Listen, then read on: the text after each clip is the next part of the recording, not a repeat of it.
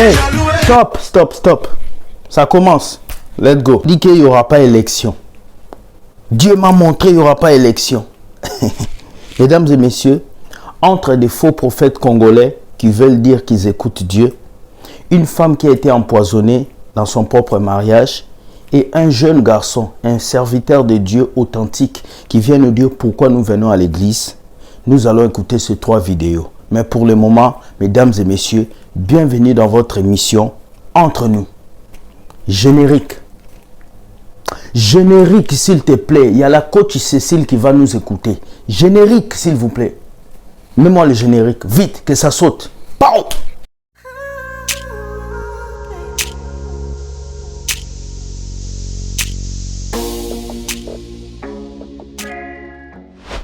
Lorsque le bonheur frappe à ta porte, pas besoin de le montrer à tout le monde. Car il y a certaines grâces que tu possèdes que les autres ne peuvent pas posséder. Beaucoup de personnes autour de toi peuvent t'haïr parce que tu as une voiture, tu as une maison, tu chantes, tu parles et tu as la grâce qu'ils n'ont pas. Alors ils vont désirer te détruire. S'ils n'arrivent pas avec leurs insultes, s'ils n'arrivent pas avec leurs paroles, ils vont arriver à te faire ça. Regardez cette vidéo et on revient. Écoutez ces frères ce qu'il va dire. Écoutez. Le nouveau moyen aujourd'hui, le canal par lequel Satan passe aujourd'hui pour tuer les gens gratuitement. Quand ils t'ont attaqué dans la prière, quand ils t'ont attaqué par tous les moyens et que ça n'a pas marché, c'est pas l'empoisonnement. Je fais cette vidéo-là pour vous alerter. Que ce soit à l'église, que ce soit en famille, même à l'église, même ils sont en train de s'empoisonner aujourd'hui. Satan est rentré partout. Il a des agents partout pour tuer les gens. Parce qu'ils sont jaloux, ils sont envieux, ils sont méchants gratuitement. Regardez ce couple-là que vous voyez. Le jour de leur mariage au Cameroun, ils se sont fait empoisonner. Non seulement ils sont morts, mais 20 personnes en plus sont mortes avec les mariés. Est-ce qu'on peut être méchant à ce point-là? Comment est-ce que l'espèce humaine est aussi méchant? Est aussi méchant? Méchant fondamentalement. Les mots même me manquent. Le jour du mariage où les gens sont censés être en joie, heureux. Il y a des gens parmi tout cet entourage-là qui sont en train de milquemaquer, de faire la maramaille pour trouver comment est-ce qu'ils peuvent tuer ce couple-là. Et non seulement ils veulent tuer ce couple-là, il y a eu des personnes qui sont au mauvais endroit, au bon moment où je ne sais même pas quoi dire. Ils sont morts aussi gratuitement. J'aimerais juste vous alerter. Bien-aimés, ne mangez pas n'importe où, n'importe comment. Ne laissez pas votre estomac à des individus que vous ne connaissez pas, même à des gens que vous connaissez. Faites attention aux gens qui vous entourent. Parce que quand ils ont tout fait, ils ont cherché à vous attaquer dans la sorcellerie, dans la prière. Le moyen qu'ils ont aujourd'hui, qui est plus facile pour eux, c'est de pouvoir vous empoisonner, de pouvoir vous détruire, vous enlever de la terre des hommes. Parce que ce que vous faites, ils n'arrivent pas à faire la même chose. Regardez ce beau couple-là, avec plein de vies comme ça. Ils ont de l'avenir devant eux. On va empoisonner leur nourriture, on les tue. En tout cas, c'est pour que nous soyons vigilants. Soyez vigilants. Faites attention à là où vous mangez. Faites attention aux gens à qui vous confiez votre estomac, des gens à qui vous confiez vos cuisines, les gens à qui vous confiez la nourriture. Faites vraiment attention. Vous vous déplacez, déplacez-vous avec votre boisson. Vous vous déplacez, déplacez-vous avec votre bouteille. Tu as entamé une boisson, tu n'as pas fini. Quand tu viens t'asseoir, ne bois plus. Ou quand avant de partir, bois là complètement avant d'aller aux toilettes. Les gens aujourd'hui sont armés de tous les stratagèmes pour tuer les gens. C'était juste pour, bien aimé, attirer ton attention. La Bible dit que si nous buvons même des breuvages mortels, Dieu nous protégera. Ça n'aura aucun effet sur nous. Mais la Bible nous dit aussi d'être rusé, d'être malin comme des serpents et d'être simple comme des colombes. Que Dieu te bénisse. Bienvenue de retour sur cette vidéo. Notre première vidéo concernant le sujet d'empoisonnement concerne madame Nathalie Wangou, une Congolaise qui a été empoisonnée à la soirée de son mariage. Regardez cette vidéo et nous revenons juste après. Écoutez ça, regardez. Nathalie Wangou, c'était une jeune Congolaise qui s'est mariée ce samedi 16 décembre 2023, c'est-à-dire le week-end dernier. Elle a été déclarée morte le lundi 18 décembre 2023, soit 2 jours après son mariage. Qu'est-ce qui a causé ce décès tragique et brutal? Aux dernières nouvelles, avec ce que nous lisons sur les réseaux sociaux, elle aurait été empoisonnée. Mais par qui et pourquoi? Ce sont les questions qui restent sans réponse jusque-là. L'irréparable étant déjà accompli, Nathalie Ouangou sera forcément inhumée et la vie suivra son cours. C'est le moment d'interpeller la conscience collective. Lorsque nous sommes heureux, parfois il vaut mieux cacher notre bonheur, car souvent les gens font semblant d'être contents pour nous, mais dans le fond, ce n'est véritablement pas le cas. Bienvenue de retour. Vous avez vu Nathalie Ouangou qui a été empoisonnée. Il paraît qu'elle a bu un jus qui était empoisonné par un inconnu qu'on ne connaît pas. Elle est morte juste 48 heures après son mariage. Quelle perte pour sa famille, quelle perte pour son mari et quelle perte pour l'humanité. Voilà comment beaucoup d'Africains tuent leurs propres frères. Et ce sont ces mêmes personnes qui vont aller prier, ce sont ces mêmes personnes qui vont aller voir des prophètes, ce sont ces mêmes personnes qui vont aller dire Dieu nous aime. C'est ça la bêtise du peuple qu'on est, nous, Africains. Je préfère un ennemi que je connais qu'un ami qui est ennemi que je ne connais pas. Je préfère un ennemi que je connais qu'un ami qui est ennemi que je ne connais pas. Il y a cette histoire d'hypocrisie qui règne entre nous chrétiens et nous voulons dire que nous sommes des frères. Nous ne sommes pas des frères et sœurs. Lorsque tu m'haïs, nous ne sommes pas des frères et sœurs. Lorsque tu te prépares à me trahir, à me faire un coup derrière le dos, nous ne sommes pas des frères et sœurs. Mon frère et ma sœur, c'est celui qui me soutient. C'est celui qui ne peut pas me faire du mal derrière mon dos. Mais regardez aujourd'hui à l'église. Tout le monde va te dire sois béni. Mais le jour où Dieu t'est béni, ils deviendront tes ennemis. Le jour où tes vidéos marchent, ils vont dire qu'ils ne t'aiment pas, qu'ils ne t'aiment pas.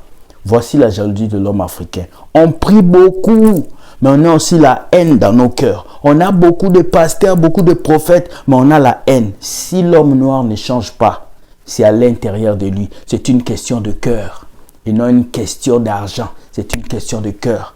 Alors changez vos cœurs, changez vos comportements et ne faites pas du mal à vos frères comme ça en empoisonnant une sœur qui voulait se marier. Si tu la tues, tu vas prendre sa place. Si tu la tues, toi aussi on va t'épouser.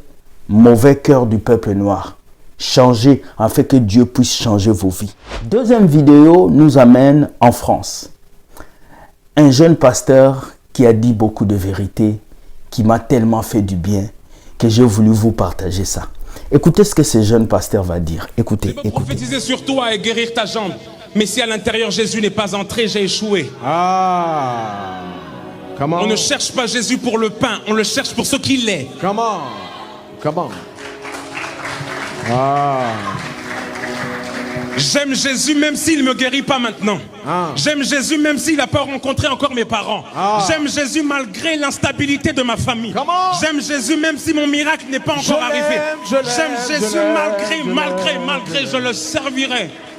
Je l'aime. Je le servirai. S'il fallait mettre les mêmes chaussures et les mêmes pantalons, les mêmes choses pour suivre Jésus, je le ferai. Bienvenue de retour sur votre chaîne. Je pense que la nouvelle génération des hommes de Dieu sera une génération consciente de feu.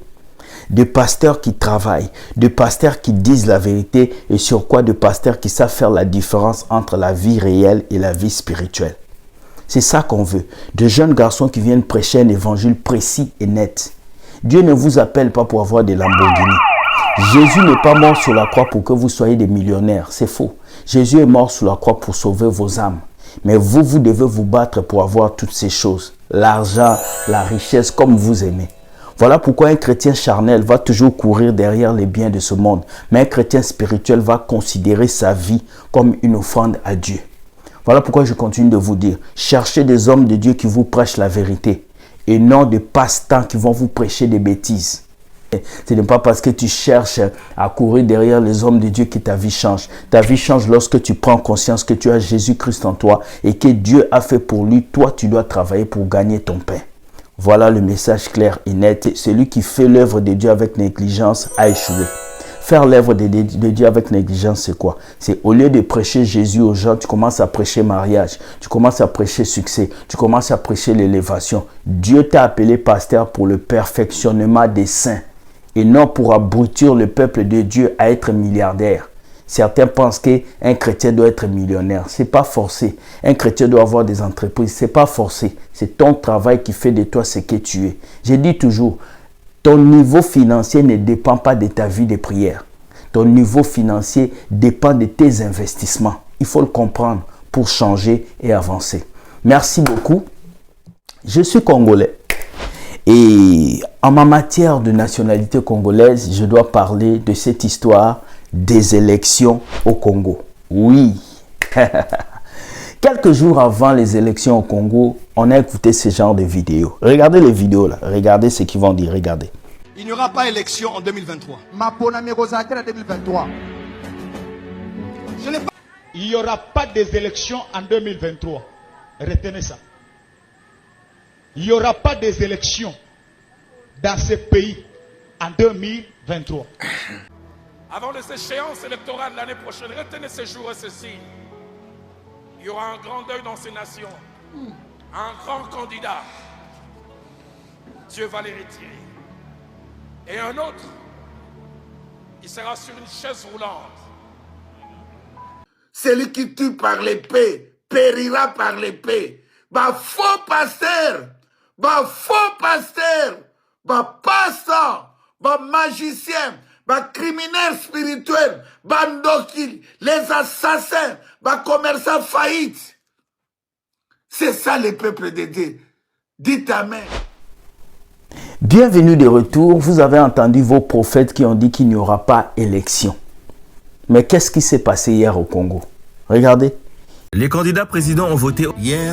Le président Félix Tshisekedi s'est rendu au collège Saint-Georges accompagné de sa femme et de son équipe et d'une foule de personnes pour accomplir son devoir civique. Il a donc voté et n'a fait aucune déclaration à la presse. 2. Moïse Katumbi à son tour s'est rendu à Roachi pour voter accompagné de son équipe et d'une foule de personnes. Il a demandé à la population de rester dans le bureau de vote pour surveiller le résultat jusqu'à la fin. 3. Martin Fayulu à son tour s'est rendu à l'Athénée de la Gombe pour voter. Il a déclaré que ces élections ont été un chaos et que tout le monde doit voter, sinon on n'acceptera pas les résultats de ces élections. Et Denis Mukwege a aussi voté à l'Athénée de la Gombe comme Fayulu a déclaré que tout s'est bien passé dans son bureau de vote et espère que le changement que la population attend se fera avec lui. Et Noël Tiani à son tour s'est présenté dans un bureau de vote accompagné de sa charmante épouse sans oublier leur fils pour accomplir son devoir civique. Le pasteur Ngalassi a aussi voté paisiblement et je tiens à rappeler qu'il avait déclaré que c'est le temps de Dieu et qu'il sera élu président de la République. Attendons voir l'accomplissement. Qui sera président? D'après vous, les élections se sont bien? Élection au Congo.